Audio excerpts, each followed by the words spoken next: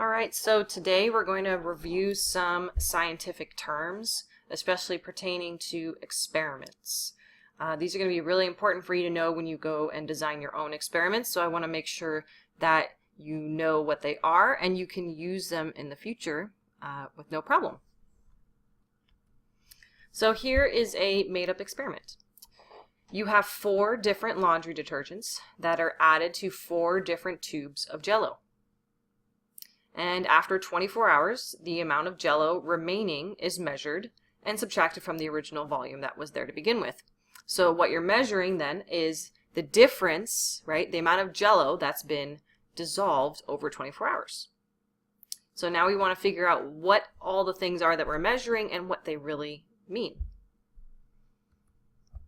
So your first term is independent variable.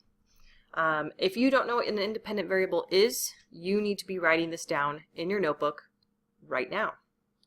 So it's frequently abbreviated as IV so that you don't have to write the whole thing each time. So the independent variable is something that you change. You manipulate that in the experiment. Okay? So it's the thing that you wanted to test, essentially. So in the experiment we were just looking at with the Jell-O, take a moment to think about what the independent variable was.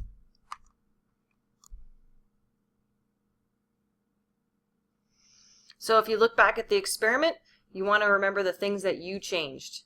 So what did we change in the experiment? And that was the 4 different laundry detergents. So in this case, your independent variable are your laundry detergents, the things you changed. Moving on to dependent variable, it's also abbreviated DV. And it's kind of silly to say, but the dependent variable depends on the independent variable. So it's basically the results of your experiment, whatever happened, whatever you're measuring, whatever data you're collecting is going to be the dependent variable. So take a moment again to think about, in the Jell-O lab, what would the dependent variable be?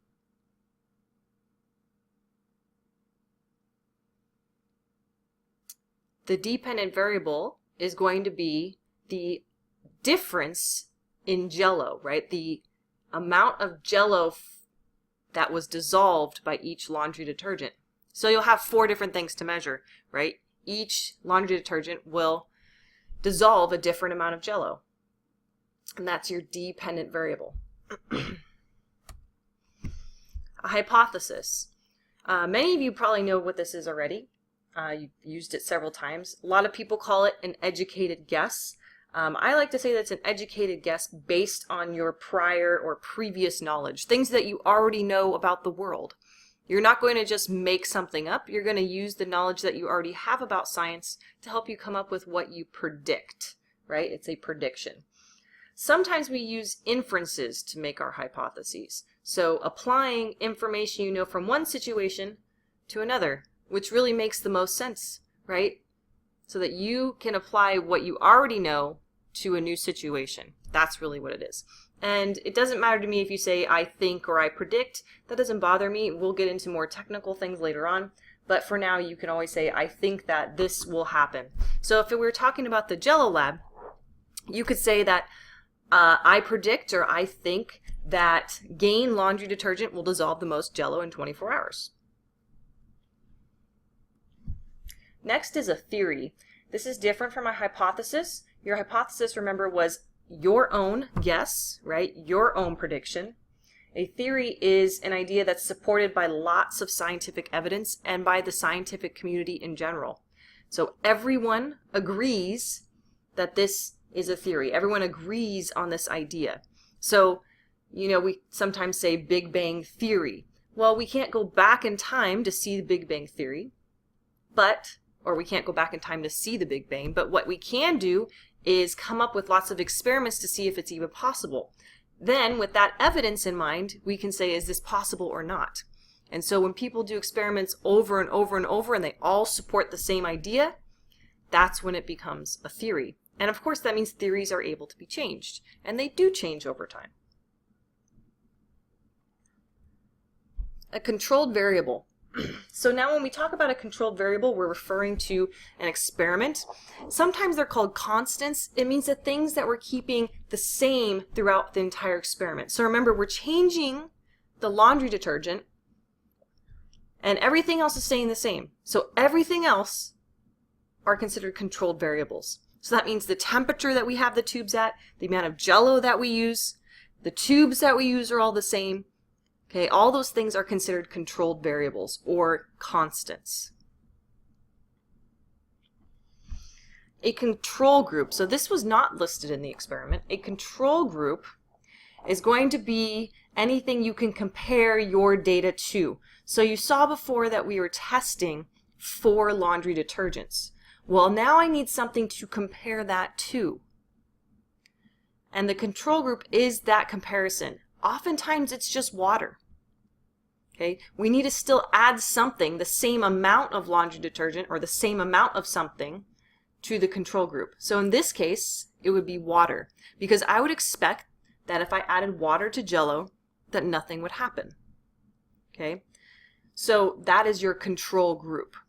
I can't just add nothing because I added some amount of laundry detergent to the other group. And that brings me to the next group, which is the experimental group. The experimental group is all 4 of those tubes of laundry detergent. Okay, all 4 of them.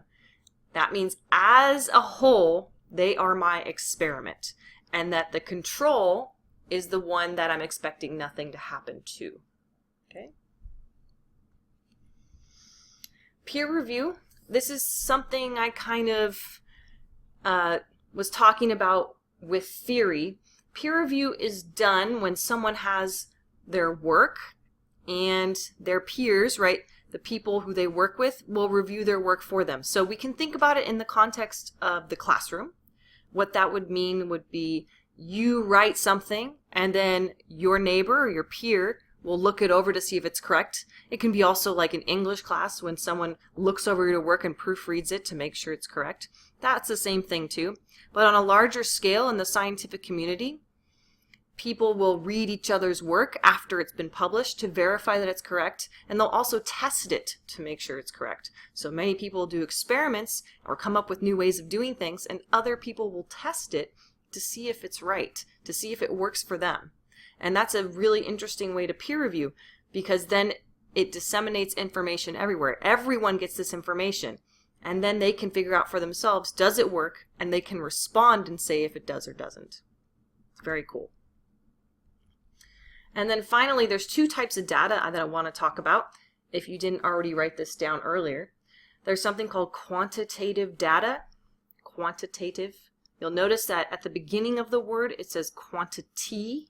So that means it's a number. So anything, any type of data you collect that is an actual number, any number at all, is considered quantitative data. So thinking back to the Jell-O lab again, that is quantitative data, right? I'm recording a number, a difference in volume, right? The amount dissolved, that's going to be a number, okay? And that's different from qualitative. It is a quality, okay?